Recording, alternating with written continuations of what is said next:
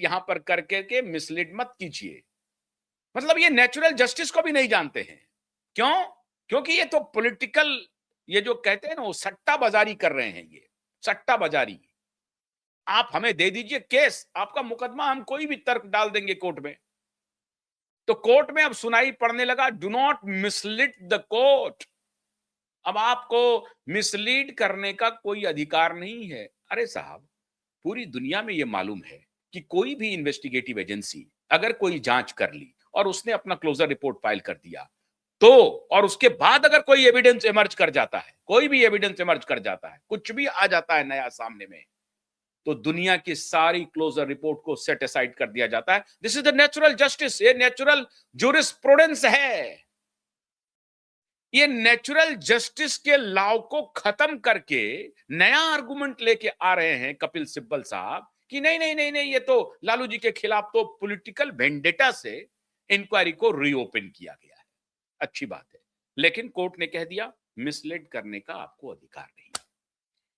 मुंबई में मित्रों जो बात सीजीआई ने कही है, उससे नींद उड़ गई है मुंबई के कुछ आरोपियों की।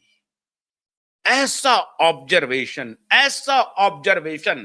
इतिहास में आज तक किसी जस्टिस ने नहीं दिया। क्या कहा? कहा justice delayed is not justice denied. Justice delayed, justice destroyed. कभी सुना है किसी जस्टिस के मुंह से ऐसी बात? सुना है? ये पहले सीजीआई हैं देश के जो चौड़े से पब्लिक गैदरिंग के बीच में सैकड़ों वकील, सैकड़ों स्टूडेंट और जजों के बीच में कह रहे हैं कि ये जो प्रोवर्ब चल रहा है कि justice denied, justice delayed, justice denied, this is not true. Justice delayed means justice destroyed. न्याय में देरी न्याय की अवहेलना नहीं है। न्याय में देरी संपूर्ण रूप से न्याय की हत्या है। और जहां न्याय की हत्या होती है, फिर वो बनाना स्टेट बन जाता है। उसका जो स्टेट ऑफ आर्किटेक्ट है वही डिस्ट्रॉय हो जाता है। और स्टेट ऑफ आर्किटेक्ट का क्या मतलब है? The very ethos of democracy, very ethos of democracy, the principle of democracy, it stands because judiciary upheld the very ethos of judiciary and democracy. अब उसी पर जस्टिस सूर्यकांत कह रहे हैं ये कैसे आता? जब पुत्र होते, पिता होते, तो वही चल रहा है ना।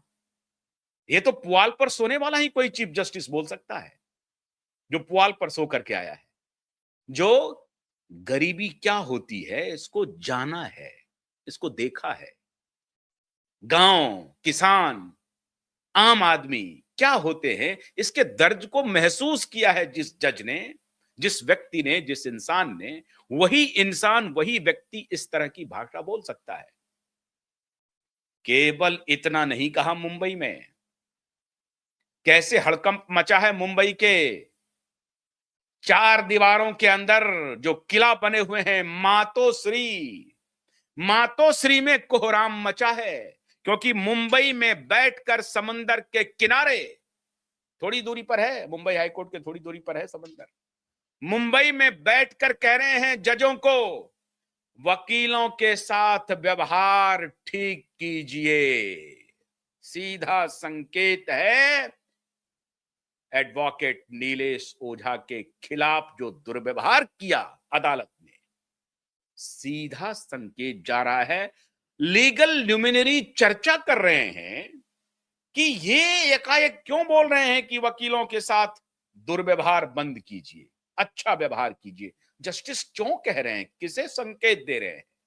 इशारा कर रहे हैं, इशारा कर रहे हैं कि वकीलों के साथ ठीक व्यवहार कीजिए।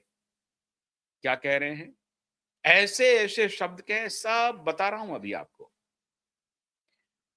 कह रहे हैं कि अदालत को प्रोएक्टिव होना चाहिए। इंतजार क्यों कर रहे हैं आप?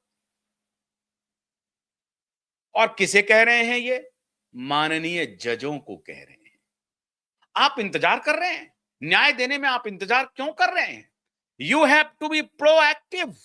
ऐसा किसने कहा है? बताइए, किस जज ने, किस भारत के पूर्व जज ने कहा है ऐसा कि just has to be proactive? कहा है, कुछ लोगों ने जरूर कहा है। जस्टिस कृष्णैयर ने जरूर कहा है, जस्टिस ढींगरा ने जरूर कहा है, लेकिन ऐसे गिने चुने जज हैं। अब उसी श्रेणी में हमारे नए चीफ जस्टिस कह रहे हैं, you have to be proactive. Why you are waiting for someone to come with evidence and argument? If you are convinced, you have to be proactive. आप प्रोएक्टिव हो जाइए, आप बुला लीजिए उनको। अरे भाई, क्या चल रहा है यहां पे खेल? चीफ जस्टिस जब कार्यभार संभाले, रोहिणी कोर्ट का एक मामला आया जिसमें एसिड अटैक हुआ था। उन्होंने पूरे देश की अदालत को आदेश दे दिया, छोटी अदालत, बड़ी अदालत, high court, lower court, district court, सबको कह दिया कि जितने एसिड अटैक्स के मामले हैं उसकी वस्तु स्थिति क्या है, ये सब डिटेल सुप्रीम कोर्ट को भेजा जाए। नंबर ऑफ केसेस, अगर वो पेंडिंग है तो क्यों पेंडिंग है, अगर फैसला हो गया है तो क्या सही फैसला हुआ है या गलत फैसला हुआ है, उसमें और किसी रीलुक की आवश्यकता है या नहीं है, इस सब का विवरण जो है सो सुप्रीम कोर्ट को भेजा जाए। टाइम बाउंड 30 दिन का समय दिया था, चला गया होगा।